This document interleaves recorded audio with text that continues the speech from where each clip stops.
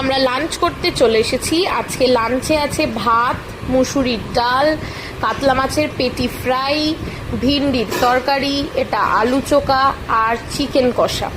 এইগুলো হচ্ছে আজকের আমাদের লাঞ্চ। চলো খেয়ে নিই। আমি মন্দিরের আউটসাইডটা বাইরে থেকে একটু স্লো মোশনে ক্যাপচার করার চেষ্টা করলাম। খুবই সুন্দর দেখতে লাগছে, যেহেতু ভেতরে ফটোগ্রাফি অ্যান্ড ভিডিওগ্রাফি অ্যালাউ নেই, তাই আমি ভেতর থেকেই স্লো মোশনে ক্যাপচার করার চেষ্টা করলাম।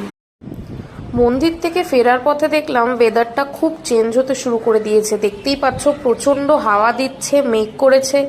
যতদূর সম্ভব মনে হচ্ছে আজকের বৃষ্টি হবেই। কালকে ভাবছিলাম সম্ভাবনা আছে, কালকে হয়নি, কিন্তু আজকের যতদূর সম্ভব বৃষ্টি হবেই।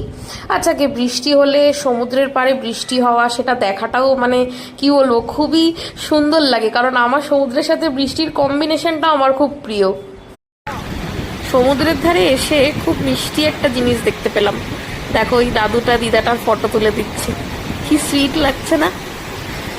তার উপরে এই সমুদ্র, উফ,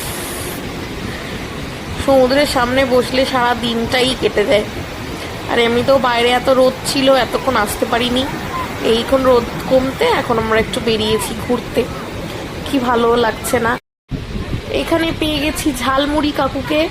আমি কাকুকে দিয়ে ঝালমুড়ি বানাচ্ছি। এটা বাবা ঘরে আছে, বাবার জন্য নিয়ে যাবো, কারণ বাবা তো বেশি কিছু রিচ খেতে পারছে না, তাই জন্য। হ্যালো গাইস, আমি ঘরে চলে এসেছি। এই দেখো, বাবা এখন একদম ফিট অ্যান্ড ফাইন। হাই বলে দাও বাবা। হাই। আরে এরকম করে হাই বলো। হাই। Ignore ignore. যে আমার বড়মশাই হাই বলবে, হাই বল, হাই বল ভালো করে। যেন মনে হচ্ছে কিছুদিন ধরে কিছু খায় দায়নি এরা দুজনে।